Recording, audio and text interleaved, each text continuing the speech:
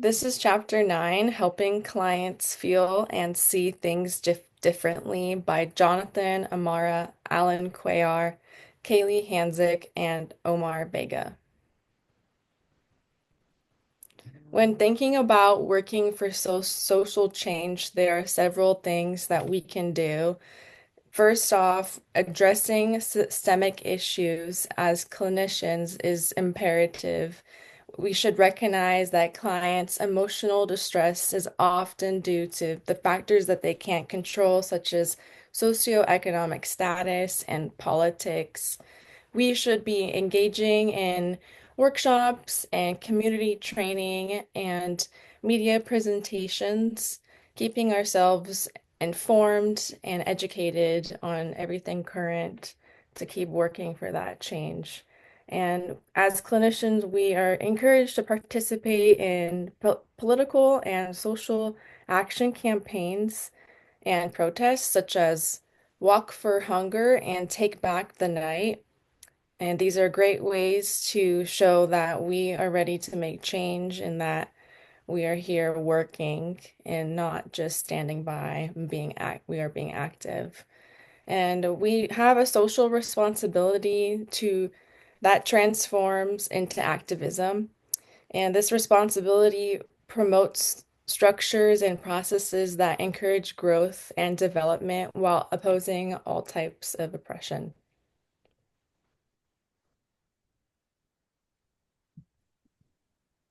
We'll be covering some self-exploration kind of questions. So, just what are some steps that we as clinicians can take forward to working with our clients and students? So, our first question is going to be, remember a time in your life when you struggled with negative emotions. In that situation, how did you try to overcome them? Which type of strategies did you use more that those that focus on decreasing negative emotions or those focus on creating positive emotions? So with that, the book covered a lot of important things. So it's identifying emotional triggers. So knowing what sets us off in terms of what are areas where we may have to step away from a session and excuse ourselves even for a moment, but also triggers for our clients and our students. The other part is developing a stop strategy. So always counting to 10 before reacting to something, just so we can make sure to check our emotions before responding out of our intense emotions that come up in in those situations. And then other aspects can be mindfulness practices. A very common one that is used is called box breathing, which is inhaling for 4, holding for 7, and then releasing for 8 seconds, and then repeating that anywhere between 4 to 8 times until you kind of get the sense of um, a calm state again.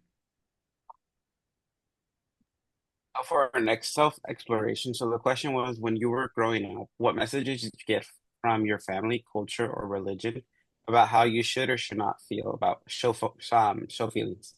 Were certain feelings more acceptable than others? Did you conform to these messages? How do these messages affect your ideas about feeling expression now? So I came up with a little scenario. So feelings were seen as a weakness and not accepted. Joy was more acceptable than sadness, anger, and fear. I did conform to these messages to feel loved and fit in. Expressing my emotions is not okay and is a sign of weakness. So some techniques to approach this specific scenario could include indirect exploration of feelings. So what I mean by that is the client might not know how to express their own feelings, so what they need is indirect exploration of feelings. So in that situation, you'd be asking how a fictional character might feel in a similar situation, which allows the client to express emotions indirectly.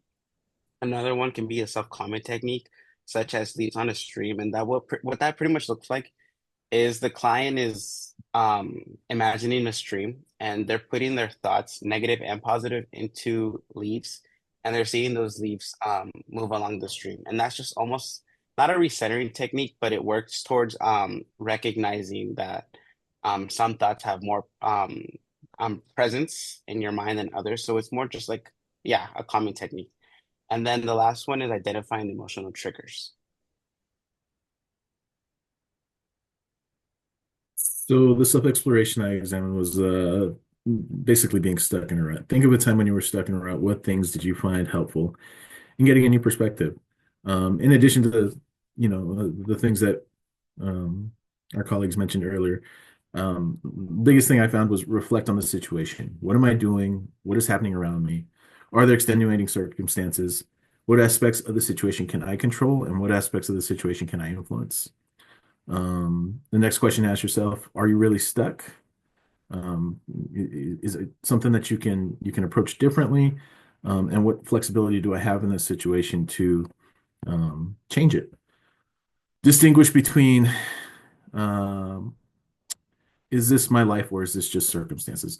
Is this is this a continuous part of my life that I'm perpetuating, or is it just a season that I'm going through right now?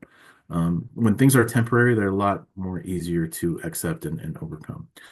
Um, let's see here. Finally, consider acceptance theory. Consider acceptance and commitment therapy. Um, the principles of diffuse, accept, and be flexible and take committed action towards your value-oriented goals um, are all like methods that you can implement in getting yourself out of a rut, basically.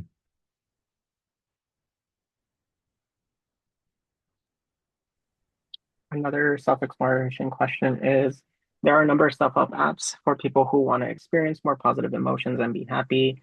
Explore the internet searching for happiness apps. Do you think these applications are useful for clients who want to use them on their own? So with that being said, there are a multitude of apps. We have Smiling Mind, Insight Timer, Headspace, Calm, just to name a few of the most common ones that are usually utilized by many people.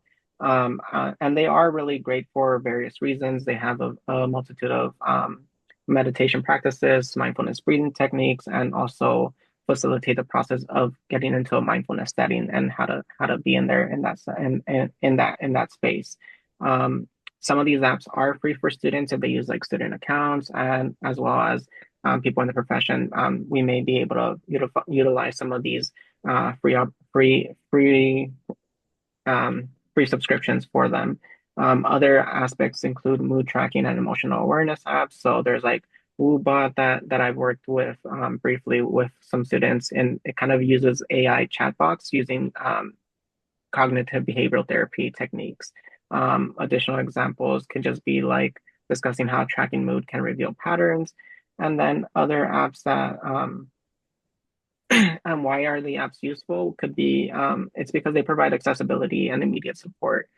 Some people need human connection as well, so it doesn't replace that space for either the person needing therapy or counseling or for the students, but it does give them that accessibility of being able to sit in a space and utilize these techniques at any given instant if they are unable to reach their counselor at that time. Um, and then another self-exploration question is, how do you react when someone around you expresses intense emotions? Would you be comfortable with clients who have been expressing strong emotional reactions? So with this, we always have to remember that everyone has a natural reaction to strong emotions. Some might feel that we may have an intense urge to kind of comfort the client, or others may feel uncomfortable or overwhelmed, especially depending on what was being discussed or the topic that causes this triggering space. So just remember that in dealing with it, there are like what's considered like the it steps. So recognizing it, labeling it, accepting it, breathing through it, and responding to it, and then that can be done with the client and using the various methods that we discussed in the previous chapter as well.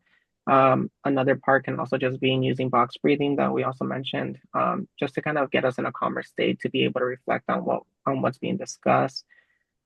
And then knowing when to set boundaries is also important and when to guide the conversation towards reflection rather than escalation, both for the client but also for ourselves. There are going to be triggering aspects that are going to be coming up that we as counselors may be dealing with. So understanding how and when to step away, but also how to guide our students into a different conversation if it's escalating to a space where it's no longer going to be a positive space for them. So we want to make sure that we continue that safe space for them while reflecting on these conversations.